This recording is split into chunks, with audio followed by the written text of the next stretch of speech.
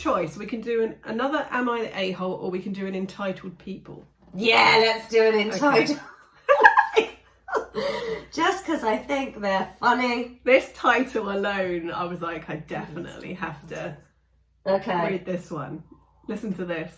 My aunt stole my inheritance. Then karma struck and her life fell apart. Oh, yes. Sounds very okay. So, yeah, this is from the Entitled People subreddit. So, sorry if anything is misspelled. I have horrific dyslexia. My aunt was one of 2 kids my grandparents had. My mother was the polar opposite to my aunt. She worked from the age of 12 in my grandfather's shop, never asked for anything, and eventually managed to start her own business. My aunt never held down a job till the age of 26 and was constantly stealing from her parents and was constantly in trouble. Ah, yes. Despite this, my aunt was spoilt by my grandmother, and so were her kids.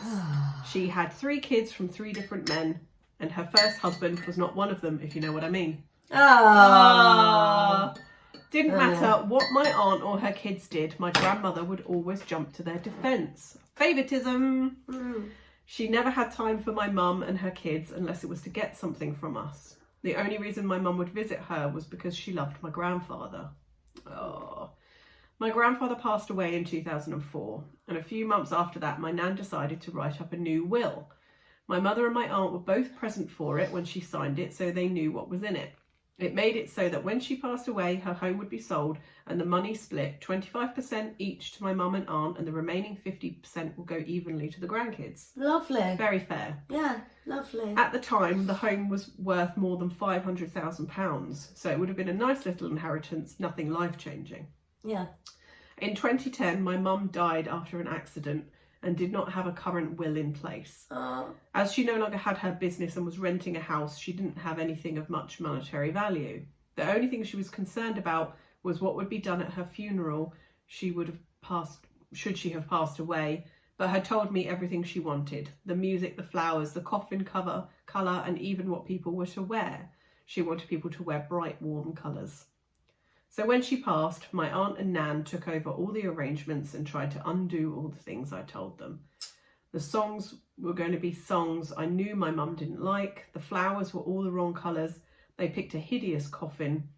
With the help of my siblings, we were able to change a few of the things back to what they were supposed to be, but the coffin couldn't be changed for some reason. And my nan refused to let people come dressed as clowns, so it was all black. It was frustrating. After the funeral, my nan had her will changed. My siblings and I were told by my aunt that she didn't have any involvement with the writing of the will, and our nan told us she changed it so that mum's share would go to her kids instead. All good, we thought. After mum passed away, my nan just stopped talking about my mum. At first we thought it was because she was still recovering from losing her daughter, but even 5 years after mum passed, she still wouldn't talk about her. Even if you brought up a story about mum, nan would very obviously try and change the subject. Usually about how hard my aunt and her shitty kids had it. And if you went to talk to her about your own problems, she would somehow bring it back to my aunt. I had suffered a mental breakdown after my mum's death, so you can imagine how much it hurt to hear, well, X had it so much worse. Yeah. In 2016, my nan passed away. She had written down what she wanted to be done for her funeral. It was basically all the same things she had picked for my mum's funeral, even the music to be played. I don't know why she tried to have a dress rehearsal funeral using my mum as a stand-in, but it was obvious that's what she tried to do.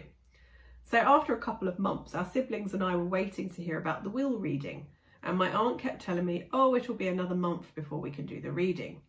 I didn't mind. I wasn't fussed about the money, to be honest. But my oldest brother was hoping to use the money to pay for a honeymoon for him and his then fiancée, and my younger brother was about to start uni, so it would have helped a lot. Eventually, my dad bumped into the solicitor my grandmother had used to deal with her will and asked what was happening. The solicitor let slip that the will had already been read and that it left everything to my aunt. When my dad questioned this, the solicitor told him that my aunt had been present when the will was written, despite promising she had nothing to do with it. Bitch. Oh. No. When confronted, my aunt initially tried to deny, but eventually admitted to lying to all of us. She showed us the will and it confirmed what we already knew. The house and all its contents were now my aunt's. This included my granddad's war medals. He fought in the Second World War. When I told her he'd promised them to me before he died, she said, "Well, unless you have it in writing, you will have nothing in this house. Anyway, I already gave them to Clive." Is her name Trunchbull? My heart sank.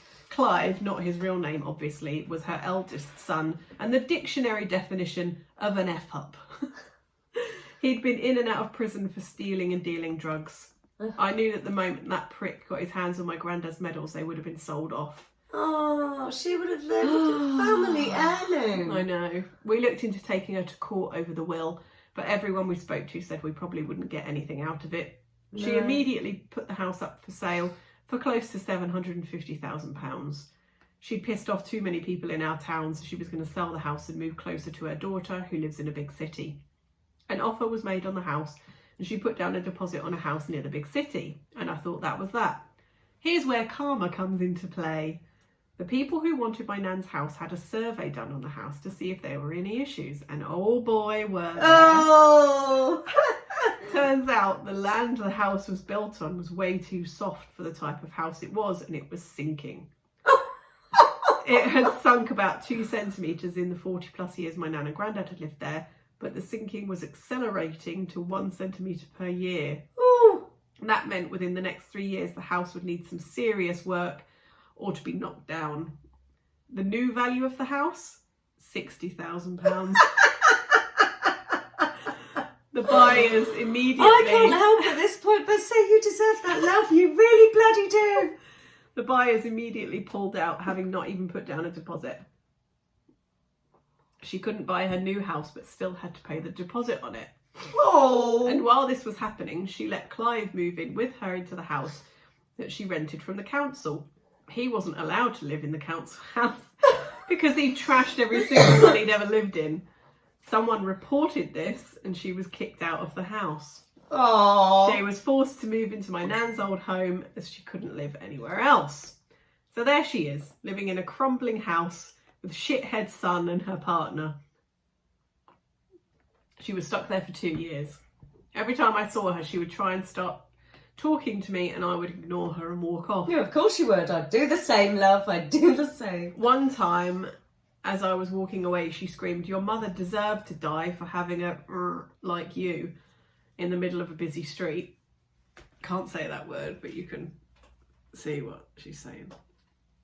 Not a nice word to call someone anyway. That's really, really bad. Someone reported her to the police and she had an official warning from them and was ridiculed on Facebook.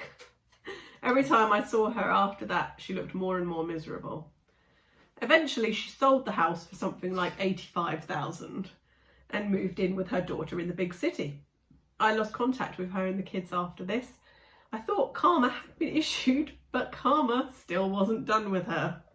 Oh. I bumped into one of her former friends and she told me what happened after she left our town. She moved into her daughter's home, let's call her Sue. But they only had a 3-bed house and 3 kids.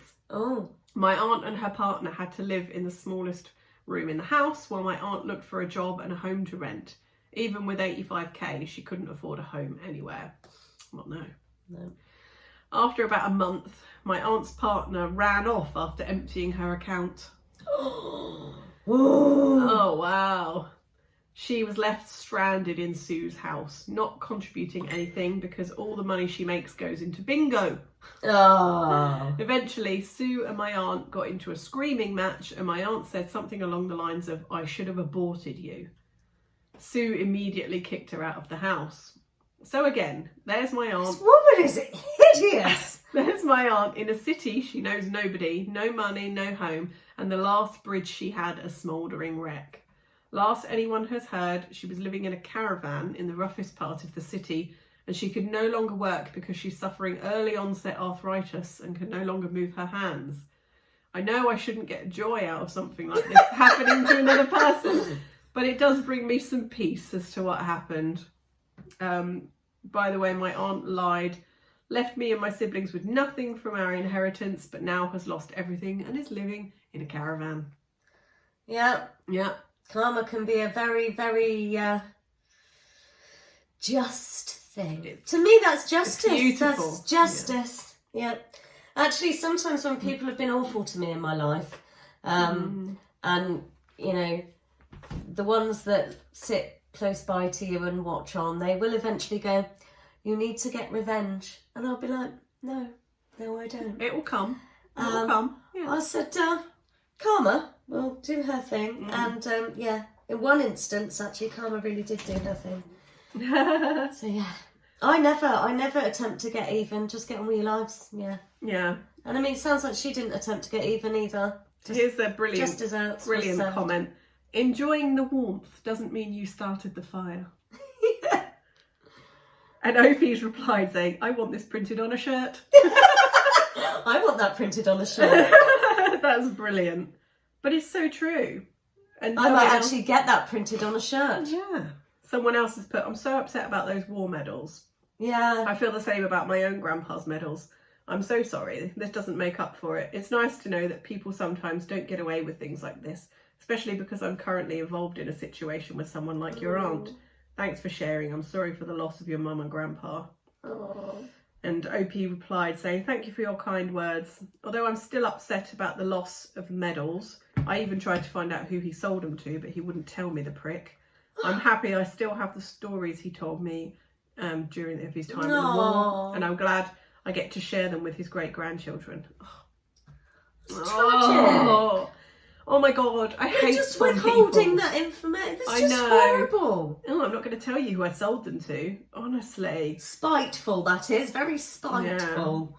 Well, I'm glad to hear that Sue has gotten away from her mother. Yes.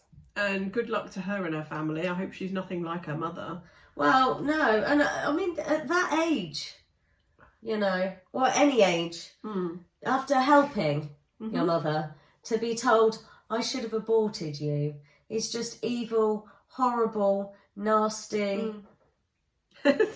Someone's put, what's a caravan? I'm in the USA. It's a camper. Yeah. A camper or a trailer. Winnebago. What's a Winnebago? Oh, I don't know. Winnebago is a camper, isn't it? It's Yeah. But with their caravans are like generally smaller, Yeah. aren't they? Yeah. Like, yeah. You don't even really What's get a caravan? Like it. It's basically a studio apartment It's on a wheels. house with wheels. A very small one. Yeah, Yeah. but no, you can't drive it. You have to tow it. Yeah. It's a trailer, isn't it? That's yeah. what they'd call a trailer. Yeah, because Yeah. you drag it behind Yeah. your car. It's like because they have trailer parks, They don't do. they? Which is Yeah. like a caravan park. Yeah. Yeah. Yeah. It's a trailer. Did it? Woohoo! I love this. Someone's put, was it you? Did you report Clive? Side glance. OP said, LOL, I wish. I think I know who was the one who reported it. I sent them an anonymous gift of flowers. Well done.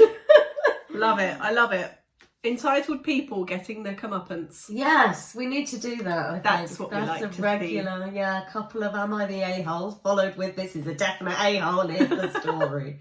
Woo! Yes, the aunt was the a-hole, but they're probably so self-obsessed they would never even ask Reddit if they were the No, a-hole. oh no, that Yeah. woman, she would have been like, "No, not possibly. I've done an nothing a-hole." wrong. I was entitled to all that inheritance. Yes, and all the shit that followed. Anyway, lovely people, That's just hilarious. we've been Tea with Me. Have a wonderful day, and yeah, See you soon. take care.